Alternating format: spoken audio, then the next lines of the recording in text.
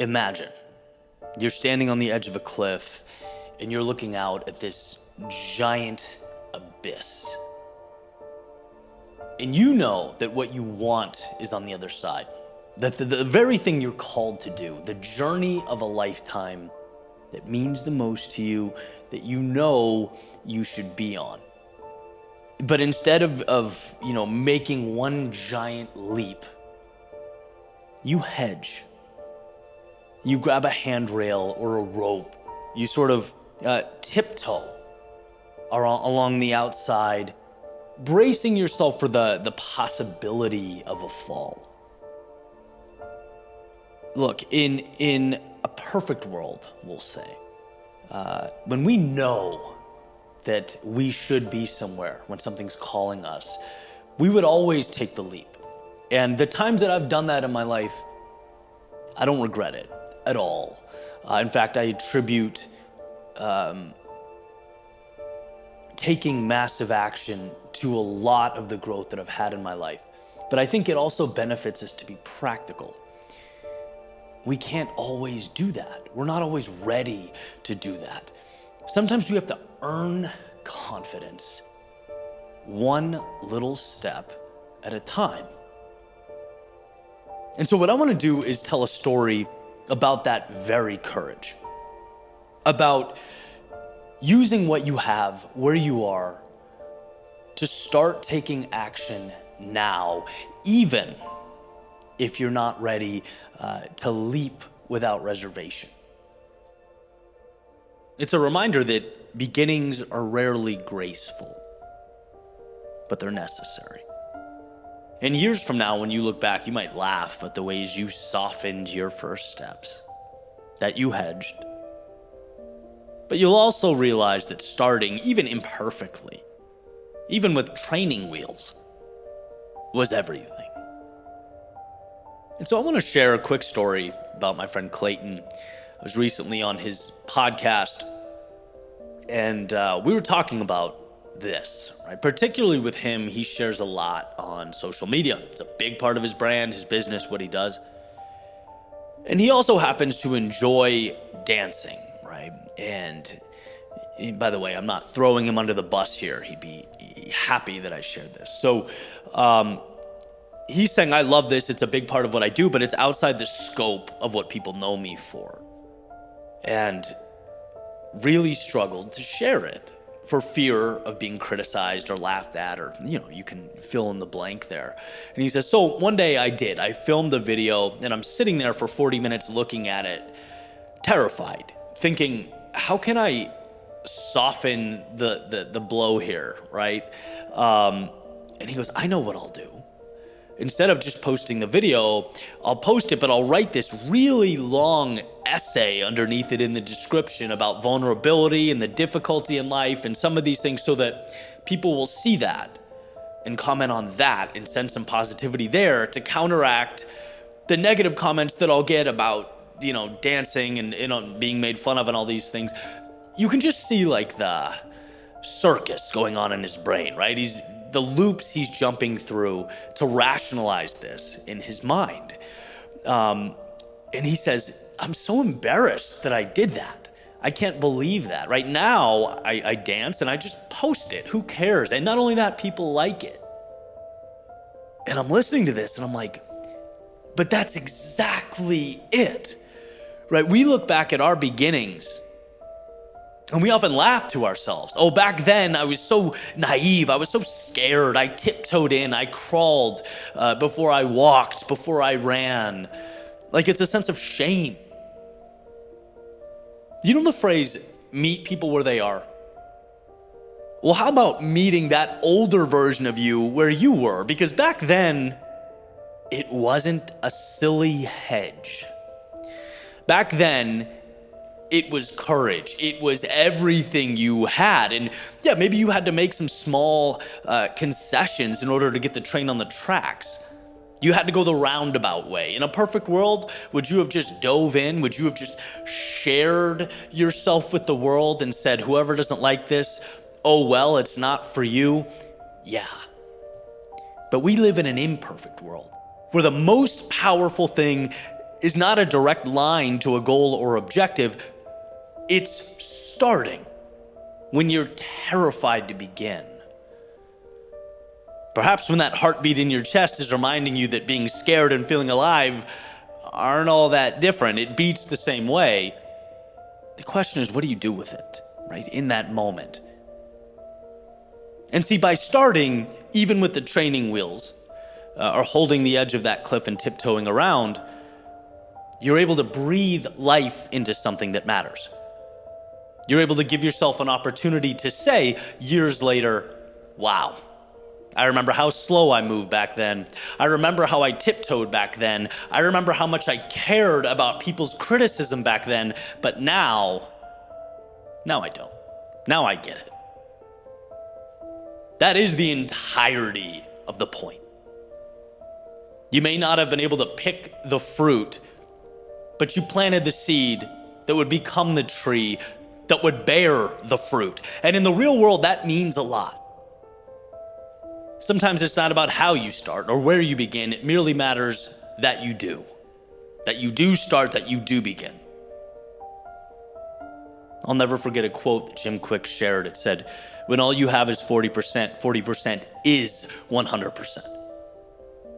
And I've spoken about that in a few different contexts in the past. I think it applies here beautifully. Because time passes. And Clayton, for example, could say, man, I was operating at 40% back then. No, my friend, you were operating at 100% back then, because that at the time was the obstacle in front of you. Simply starting was the ocean you had to cross, and you did. And what's interesting to think about is you, right now, are that person your future self someday will look back on and smile at. Oh man, I remember that version of me. I remember being scared, slow. I remember not knowing. I remember feeling stuck and lost and insecure, but guess what? I found the courage somewhere to set sail. Ill-equipped, ill-prepared, and in that moment, at that time, that was my Everest. So my friends, here we are. And I pose this question: what will you give life to? What is it in your soul you want to share, to explore, to give to the world, but you're sitting back thinking, I can't, because I don't have all the answers. This is too big or too much. And now is a good time to remind yourself that it can be ugly. It can and it should be something you laugh at down the road. You should smile at this novice version of yourself beginning a journey completely foreign to you. But the key word is beginning. Give yourself the gift of an imperfect launch into the ether. Let your world expand to places you've never been and things you've never seen. Give yourself that gift in all its imperfection, because going through the imperfection is the perfection. Give yourself the gift of someday laying back, closing your eyes, imagining the starting line and saying, thank God I did whatever I had to do in order to put one foot in front of the other. That little footstep, that hedge, that tiptoeing around the canyon, it was a leap. It was traversing the ocean. And so because you found this courage, ultimately, a door opened to the infinite.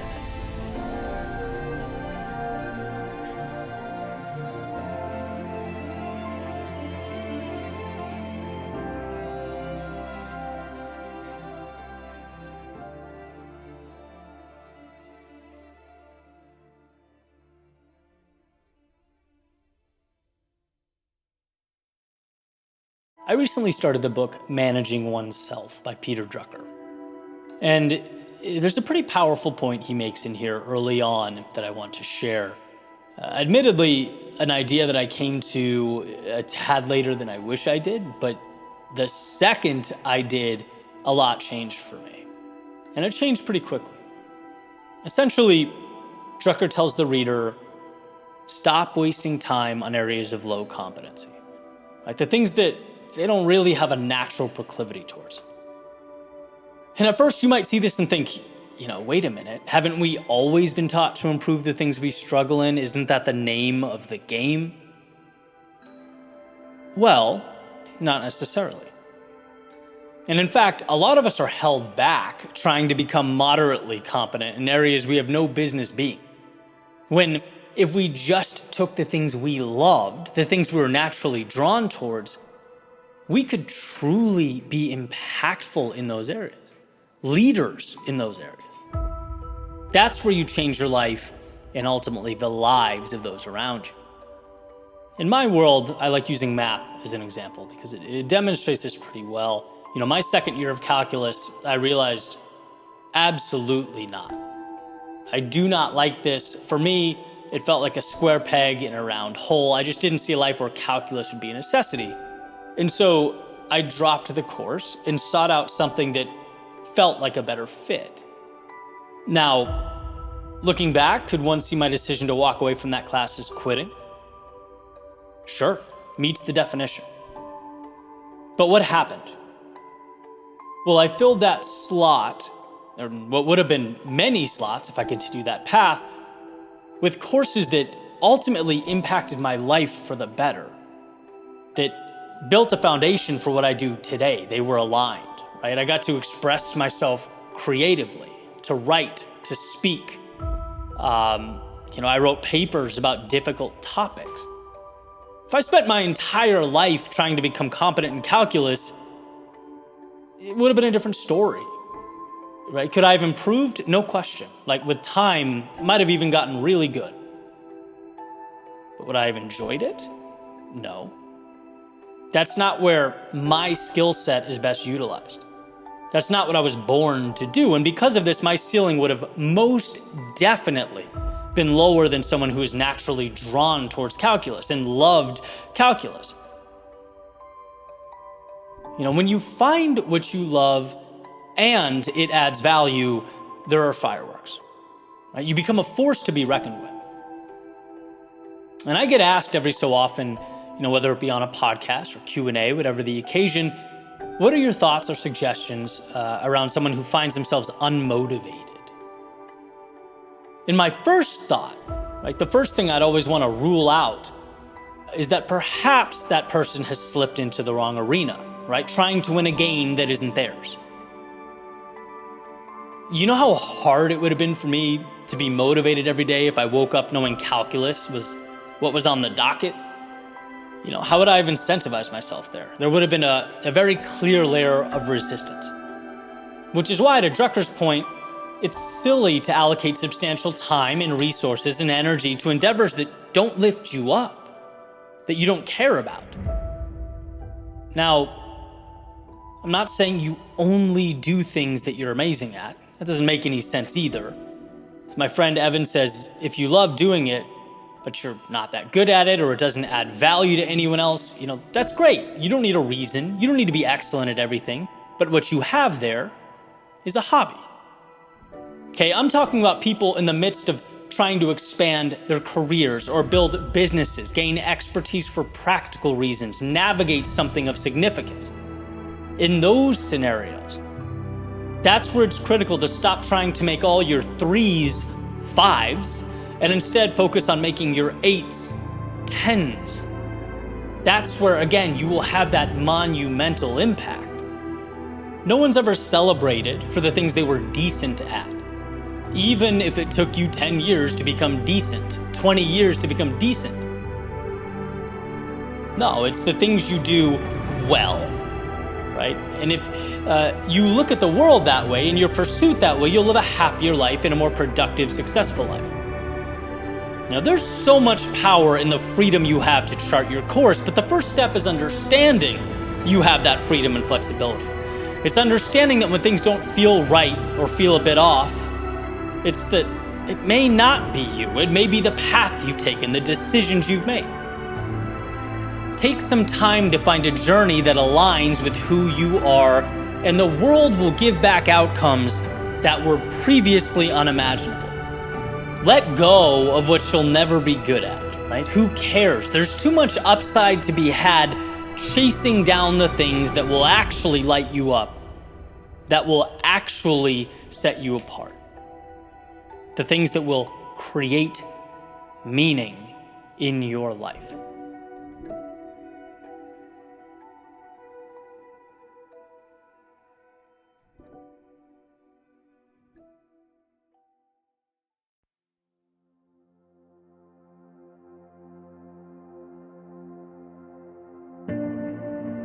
The other day, I went to check out an open mic, and basically people sign up to share their short stories, their poetry, stuff like that. And I'm sitting there soaking it all in, enjoying each one as they went up on stage. And eventually this girl makes her way up. The first thing she does is she tells the room, "Hey, I've never done this before, but I've always wanted to, so here I am." She takes out her phone, begins reading some of her poems. And pretty quickly, two things stuck out to me. One is she was brilliant, just so incredibly talented that I'm thinking, man, if she keeps doing this, she's going to find herself in some crazy places. She's really going to make an impact. That was the first thing. And the second, as I sat there and watched, was that I noticed that her hands were visibly shaking. I was pretty close to this stage. And I could see this happening to the point where she had to place one on top of the other, right, to keep the hand that was holding her phone from bouncing around while she read. That's how visibly nervous she was. And immediately my mind went down this road, reflecting back on the moments I've had just like that, because man, I've been there, where you're both determined and terrified at the same time, but somehow the desire to try outweighs the fear just enough for you to find yourself in that exact situation. Just enough that you step into a foreign world, still wondering whether you made the right move, every step of the way, from the car, the building, onto the stage, until you hit the point where, okay, well, now you can't turn back. Now you're here, you can't leave. And the thing is, and this is what was so beautiful to me, she was never forced to do this at gunpoint. No one made her step into that chaos. It was self-created. She could have stayed home. She could have closed her journal or the notes app on her phone, and that would have been the end of that. But no, not today. Today, one yes would lead to another, and another, and despite the nerves, the sweaty palms, and shaky hands, she would open a new chapter in the story of her life. Prove to herself that she's bolder than she thought she was just a few hours ago. That there's upside when you confront those unknowns in life. And as I sat and watched, I was so incredibly moved, so proud, so impressed. Partly because I know that to many of the people in that room, it might not have looked like much. It's like, okay, great, round of applause for the new artist or poet. Welcome. But I knew the gravity of the moment. I understood how big it truly was. And regardless of what words came out of her mouth or how well they were assembled, that night was not about the performance. No, it was about new beginnings. It was about outstretched wings, opening one's eyes to the learned helplessness and pinpointing the opportunity that was simply waiting for that first step to occur. And And see, that's what I want to emphasize. That's what I believe every single one of us needs to understand, to fully get. The biggest moves we make in life, well, it's easy to convince ourselves that they aren't necessary or worth it. The things that transform us hide themselves. A lot of the time, they don't feel urgent. They aren't life or death decisions. They can be the stages we never step on, the people we never talk to, the chances we never take. Because, well, what happens if we simply stay right where we are? Say thank you, but no thank you to those fleeting opportunities. Nothing. Nothing happens. More of the same. And realistically, nothing is far less scary than all that other stuff. We don't fear nothingness. We don't intrinsically fear more of the same. No, we fear stepping onto the stage. We fear vulnerability. We fear messing up, looking stupid, being judged. And yeah, when you do nothing, you get to skip all that. Avoid all that discomfort and that potential pain. But you also miss the feeling of victory. Of closing your eyes at night knowing how badly you wanted to just let that ship sail, how terrified you were about what could go wrong, but you did it anyway. You get to feel you have earned the rush of stepping into a chaotic world. And even if temporarily you tamed it, that's what life is about. Always remember that we have a natural proclivity to avoid pain, not to pursue the things that make us feel alive. Deep down in our DNA, there exist instructions to run away from the things that could hurt us, embarrass us. Our minds will race, our bodies will kick and scream, our hands will shake. That's just the way it goes. Until we prove to ourselves that it's all conquerable, that reality can be relearned. It's a layer of resistance that has to be faced and then dismantled. Why was I so moved that night? Because I got to watch in real time someone dismantling that fear on their way to something incredible. It's courage. Stepping into the arena, not for the people next to you or anyone else, but for you. Because you know there's more. You know that where you are pales in comparison to where you can be. I'm definitely one to look back from time to time and reflect, and I'll tell you what, I'm incredibly thankful for the hard times that shaped me, the challenges that were forced upon me and made me who I am. But beyond that, and perhaps even more so, the times I stepped out on my own accord, terrified and manufactured change. The times that the fear of staying the same eclipsed the fear of failure. The times I could have stayed home, woken up the next morning and lost nothing, but instead saw what there was to be gained and threw myself into that metaphorical fire so that confidence could be forged and new chapters could be written. Let's all remember how out of focus the present moment looks. Remember how inclined we are to look at life through a lens of scarcity. We are trying to avoid, but if you can, even briefly find the strength to step back and ask, what is there to be gained? You see that not going is the real danger. And those stages that seem arbitrary, that seem like optional stops along the way, well, they're just as imperative as the air you breathe.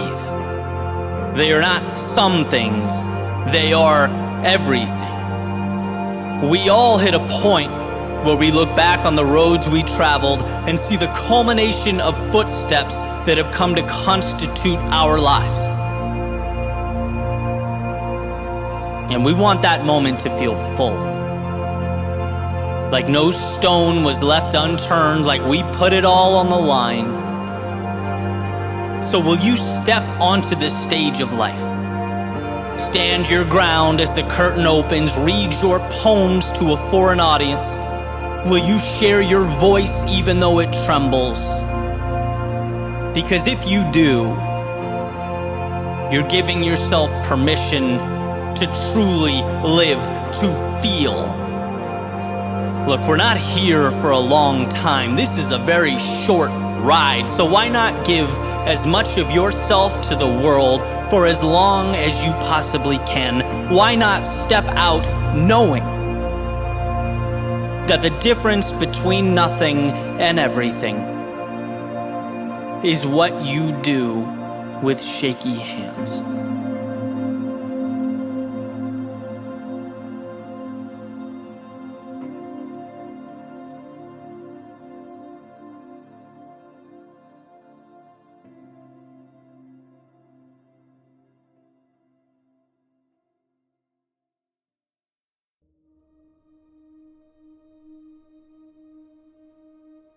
Lead yourself first. Before we can influence, before we can ever persuade or change anything externally, we have to first lead ourselves. And that means delivering on the promises we make to ourselves. It means showing up when we tell ourselves we're going to show up. It means putting ourselves in an environment conducive to growth. There's an old metaphor from Wayne Dyer about an orange, where he essentially says that it doesn't matter what you do to an orange. It doesn't matter how hard you squeeze it, or how many you have, or how you manipulate it. Grapefruit juice will never come out of an orange. Right? Only orange juice can be emitted, and similarly, we can never give or contribute what we do not have inside ourselves. We can't expect our lives to look like anything other than a culmination of the tiny actions, steps, and decisions we make on a daily basis. The external world is a product of the internal world. And the internal world is not realized until we learn to rule over ourselves and our lives with conviction.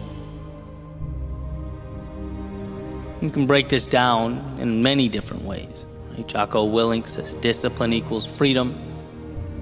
John Maxwell talks about a leadership lid, where success levels can never exceed leadership capability. And sure, it applies to teams, but it also applies to self-leadership. Are you searching for and committing to the little hinges in your life that, as W. Clement Stone says, swing big doors, that make the difference? Are you taking responsibility for your shortcomings like leaders do? Are you learning to trust yourself?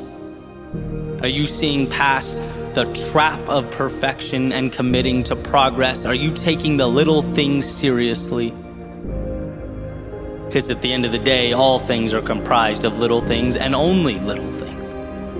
The bottom line is that we master nothing until we master ourselves. Trust ourselves. The bottom line is that we win when we lead ourselves. Hold ourselves accountable for the little things that matter, even when it hurts or we're tired. Even though no one's going to come up and reprimand us for falling short. Right? There are often no visible consequences when we let ourselves down. So let's manufacture that urgency. If you promised yourself you'd get up when that alarm clock goes off, it becomes no longer optional. If you promised yourself you'd go down the road that scares you, it becomes no longer one road of many, it is now the only road. Even though it may be scary or intimidating, it's the darkness that must be confronted. You are more powerful than you know. You are more capable than you understand. But you must lead yourself to your potential. Those little things matter. And so while the temptation is to brush them off as insignificant, while the rest of the world ebbs and flows through life like jellyfish with the tide, your superpower will be to see, harness, and multiply those little decisions like they are gold. Your strength is that when it's easier to run, you'll be the one that instead stands up and leads yourself to greatness.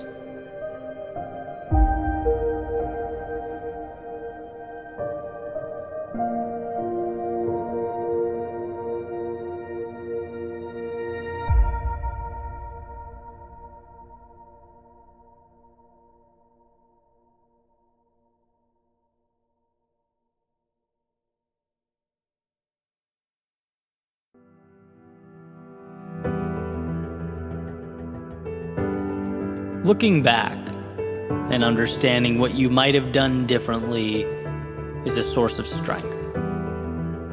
Awareness is a currency of sorts.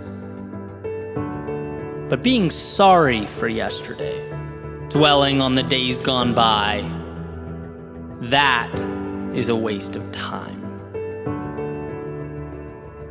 See, those feelings of discontent, the emotions that rise to the surface as our minds sort through that catalog of regret. You know, the emotions that try and pull you back down into the very moment in which they occurred. If you let them lead you by the hand back into a manufactured hell, they will. And down you will go, reliving an expired pain that you can neither prevent nor do anything about. After all, it is the past. But alternatively, if we can do one of the hardest things for humans to do, which is depersonalize the occurrence, remove the emotion, and find the value, you stand face to face with an advantage in life that is exponential.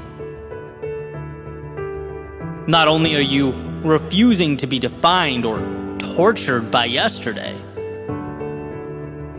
but you're creating a framework by which you can actually use that pain to make a better right now. You're acknowledging that your mistakes are not indicative of a current reflection in the mirror. They're not metal bars keeping you closed in. They're opportunities in disguise. A friend of mine once told me, from our pain comes our purpose. From our despair comes our hope. It's from the times we got it oh so completely wrong that we can now arm ourselves with the ability to get it right. To be better and faster and stronger and wiser. The reality, or life in the big city, as the saying goes, is having to fall in order to rise again. Because if nothing falls, there are no ashes from which to rebuild. We change when we've lost. We evolve when we're cornered. We become more when life shakes our worldview. There's power in this suffering. That is, if you choose to find it. And that's always a decision that's ours to make. Again, those same memories that can pull you down if you let them can also be used to elevate yourself higher than you've ever been. There's a saying that life is 10% what happens to you and 90% what you do about it. And when you think about it, it's obvious. Because knowledge is only as powerful as our willingness to put that knowledge to work. Yesterday's pain, its lessons, can be the very reason you transform, evolve to a higher version of yourself, but that's only if you stop using those lessons as an attack on your self-esteem and start seeing them as the gateway to tomorrow. Otherwise, they'll remain that ball and chain around your ankle. Is the mistake that cost you your business, maybe the inaction that fractured a relationship, a swing and miss that hurt your pride somewhere along the way, are they going to remain sources of pain in your mind, mental images or reflections of where you fell short? Or are they going to fuel the comeback, the sequel? When we fall, we're given one of life's greatest gifts, a part 2. Armed with the knowledge we otherwise would never have had. Armed with an understanding that with the failures comes the strength. As I've grown, I've placed more and more emphasis on thinking. How do I perceive myself? Because when that slips, life is never too far behind. But when you capture and maintain a healthy perspective, things seem to improve along with it. Not because thinking makes it so, but because how we think prompts how we act, and how we act changes our lives. It's that simple. So the question, okay, that happened. Now what does it mean to you will always be crucial. What are you going to do about it now will always be imperative. And if you look, you'll find that opportunity everywhere. I was thinking recently about all the books I've read, all the podcasts I consume, and there are a ton, right? But how valuable is that information if I don't act? How much could any of it mean if it's consumed and then forgotten? A memory with an image and a title. I'd be better off reading one good book a year, listening to one podcast, and injecting that wisdom into my life immediately, acting on it, using it to manufacture momentum. Right? If the acting is more important than the knowing, why have I not placed greater emphasis on the action? Like 90% more emphasis. And I think that's a question we should all be asking. And so let's move from the book example back to the thinking, reminiscing about our mistakes, the times we let ourselves down. What are our memories, if not just little novels, where we, as the main characters, embark upon the hero's journey? Warriors called to something greater, leaving a previous world, facing our demons, learning about ourselves along the way. Perhaps cut short, left without a conclusion, only in need of an ending. And these painful experiences are essentially us walking around with novels unfinished in our heads. We've done the work, we've learned the lessons, endured the pain. And rather than continuing to revisit that discomfort of the moment, that stopping point, rather than dwelling on how we shut the book after the conflict occurred, let's open it back up and integrate that value, that lesson into the present. Let's grow from it. Let's evolve because of it. That's what's so beautiful, so exciting about the future. It hasn't happened yet. It's in your control. You're painting that picture now in real time, and so how convenient that you fell yesterday. Now you have an opportunity to be stronger today. And how incredible that you learned what actions or inaction was not in line with the person you want to be. Now you have an opportunity to root all that out. And how beautiful that you felt the pain of quitting, of stopping short, of throwing the towel. Now, As you push forward into that great unknown, you have a reminder, a benchmark to compare with the difficulty of the present moment. You can silence the voice in your head begging you to slow down because you now know what the alternative looks like. To put it simply, you are not the same person you were yesterday.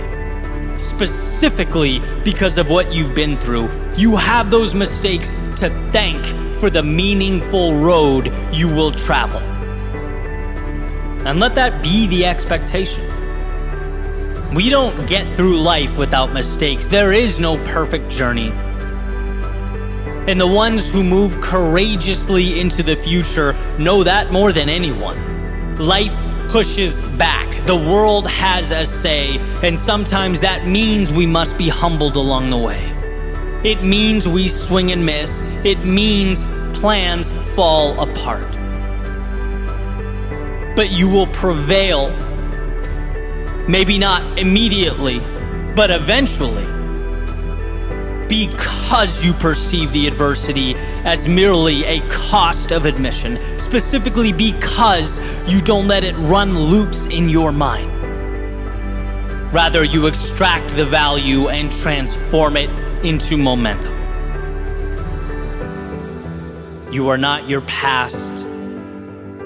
You are what you decide to make of your past.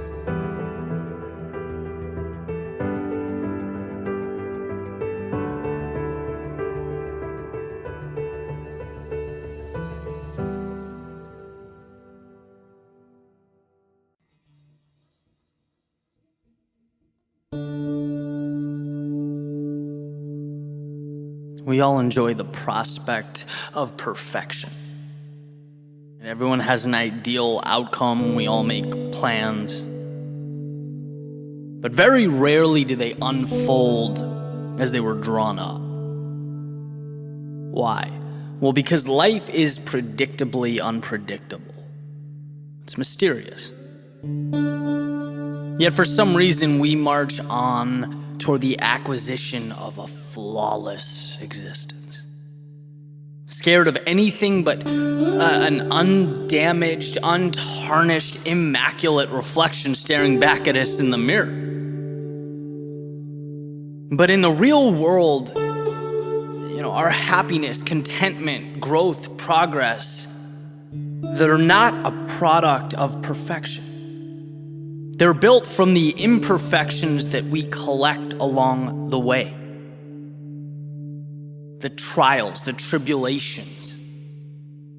When you piece all that together like little puzzle pieces, they depict the beauty.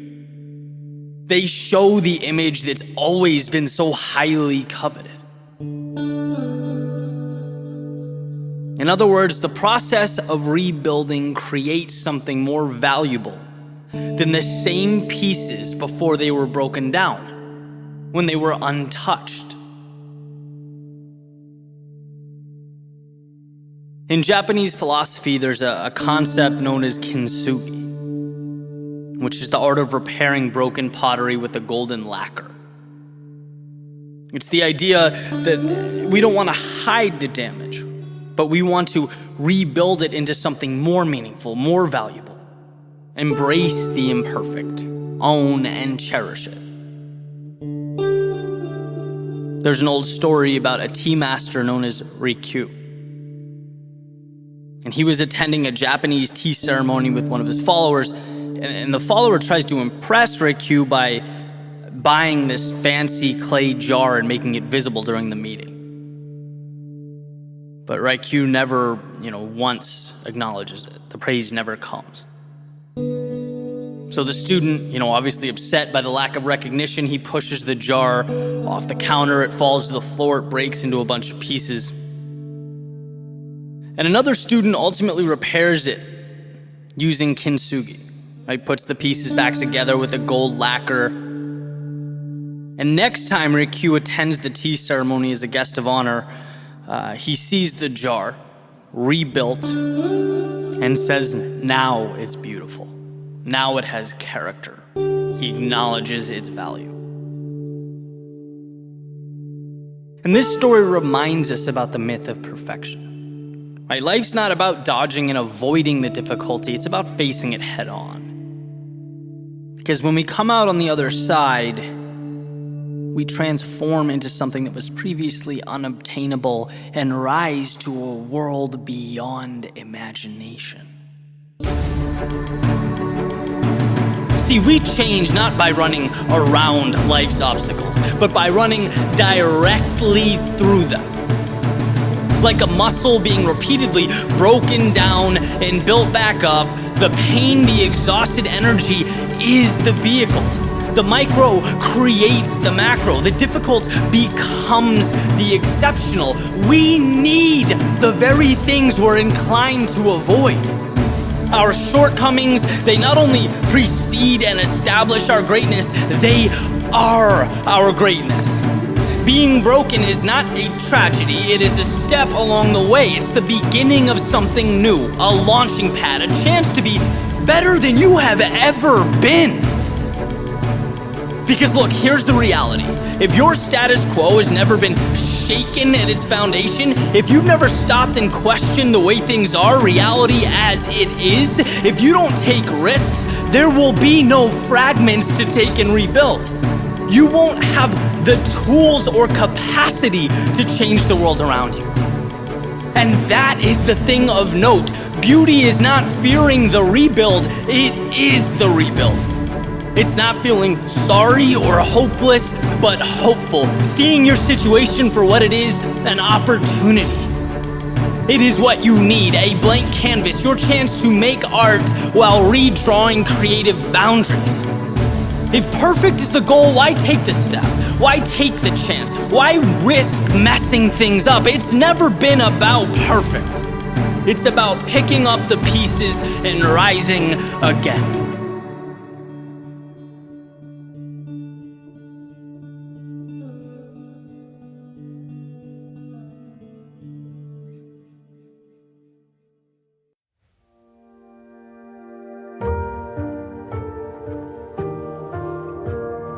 Don't think so much.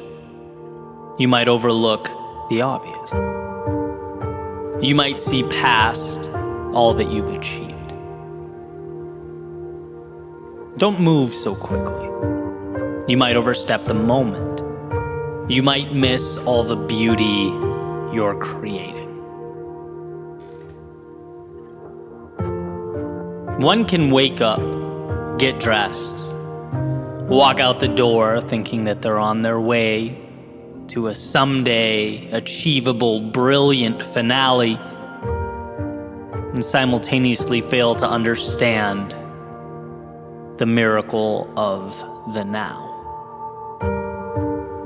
It's in what you're doing now, who you're helping now, what you're becoming now. Your miracle is now. And you can't see your impact because it materializes behind you as your back is to it and you step toward those distant horizons. There's a direct link between always wanting to be better and never feeling like you're good enough. If you don't properly compartmentalize the two, you'll always be chasing something you can't obtain while you walk right by the brilliance you're piecing together in real time. That carrot just outside of reach for the runner on the treadmill. And I'm not saying your goals and aspirations aren't incredible. I'm not saying you aren't one in a million. I'm not saying you won't shock, change, add unparalleled value to the world. No, that's most certainly possible. But I'm saying you're doing that now, too. Like, right now. You're not on a trajectory to someday be one in a million. You are one in a million on a trajectory to live life fully, to further expand, explore, as you should. But let's not lose perspective along the way. It's hard to watch someone who has changed your life feel like they're not good enough. It just is. It's hard to watch something so beautiful feel like they must first evolve before they're worthy. And it's like, sure, I get it. We celebrate visible, tangible successes, the innovators and CEOs, world-class talents, people who have built the present and will build the future. But notice, there are no ceremonies for the ones who lift others up every day, who lead by example, who show up again and again when they're going through their own private hell. There are no record books for them. But I'll tell you what, if there were, you'd be there. And if I could remind you of that every day, I would. The small things you do not feel so small to those around you. In fact, your mere existence changed my life, and I know I'm not alone, not even close to alone. It's a tough world we live in. Tough enough to bring even the strongest amongst us to our knees. Yet you think you're flawed and insufficient. I ask, compared to what? A lot of people would have folded a long time ago. Wouldn't be fighting for a dream or standing for anything. A lot of people wouldn't be giving so much of themselves. Again, I continuously run into this question. Why is it that the ones who are changing the world, not with their social media follower count, but with their actions, so often fail to see their own value? Perhaps they're using the wrong measuring sticks. Maybe their sights are set so high they don't realize all that they're making better along the way. Maybe they don't know that every soul they light up puts in motion a ripple effect, an exponential value add. But if you just lift your head up and look around, you would see quite the ripple effect. You would see quite the chain reaction. You would see that you are not just working towards change, you are actively embodying it. Don't be the only one who can't see that. Why do I say this? Why spend the time? Well, because one, I think it's not something we say enough. The ones who truly change us or make our lives better need to be told that. There's just something tragic about keeping it to ourselves. And two, because you don't give yourself enough credit. You're blind to the path you've traveled and the dragons you've slayed. I couldn't believe my ears when you apologized for being weak. Weak? Weak is retreating. Weak is being selfish. Weak is forfeiting your gifts.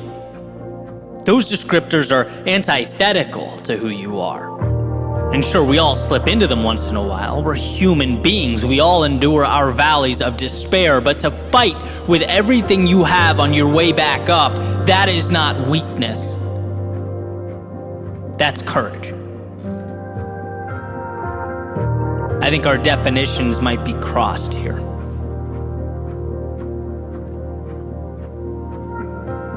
See, I'm a firm believer that absolutely we have to be our own greatest critics, no doubt. But the value in that, the expectation, is that it's coupled with a commitment to also be our own greatest allies. Are you? Are you your own greatest ally? Because sometimes I'm not so sure. Do you see how much light you bring to the world? How much better people around you are when you enter a room and smile, when you listen to them and their problems, when you inspire them by making decisions with so much at stake, when you don't let the hardship of your past keep you down. And I know how hard it's been. I'm telling you this because maybe you don't know. Maybe you talk so much about what the future will be and how big and incredible things will become that you overlook the parallel worlds you are creating with each step along the way, a pilgrim, a wanderer in search of an impact you are already making. So look, keep your head up and your expectations high. You will do remarkable things. But don't be afraid to look over your shoulder and see that you already are. Don't beat yourself up for not yet arriving at an imaginary place while you change the world along the way. Give yourself the same grace and compassion you would give to me. Allow that for yourself. Don't think so much that you overlook the obvious. You just might see past all that you've achieved. And don't move so quickly that you overstep the moment. You might just miss all that beauty that you're creating. This isn't a pep talk. This is me holding up a mirror so that you can see the value add. You're not merely an IOU to some future self. You are all the people around you whose lives you make better every day, the lives you touch by being you.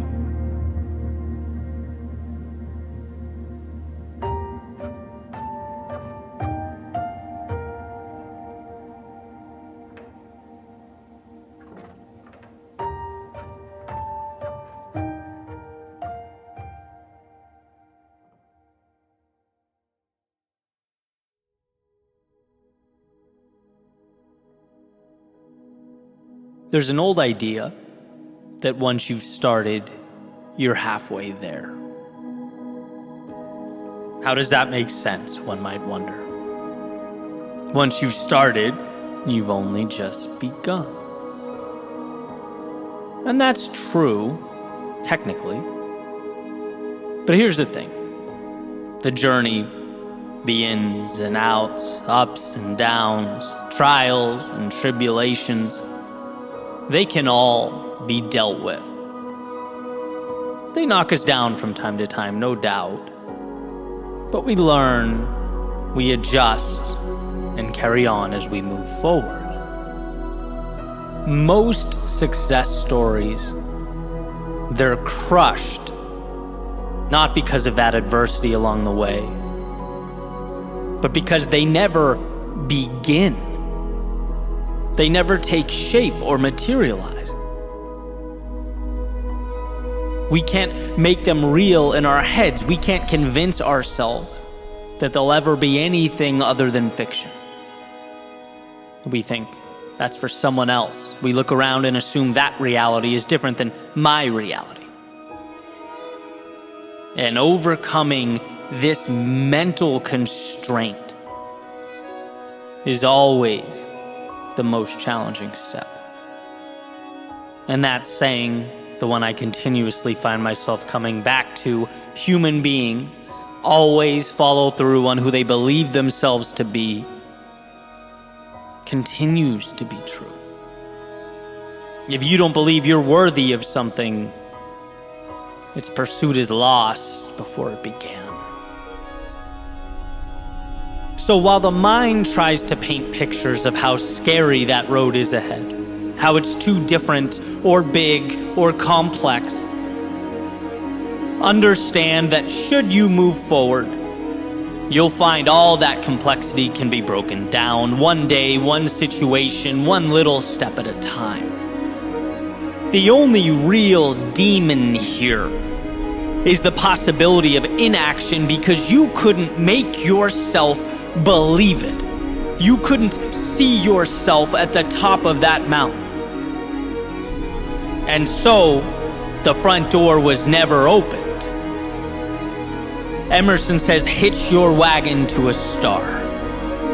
A beautiful reminder that that star is proof your dreams are real. And only as real as the conviction with which you move towards them. Green light your own glory, your own contentment. Because contrary to what we might think, no one comes up and bestows that upon us. To live life fully is a decision. Decision, Latin root words, cut off. It's removing and abandoning your restraint in order to be more authentically you. In order that you'll give yourself permission to chase down that which makes you feel alive and soak up all that aligns with your heart and soul. Once you start, you're halfway there.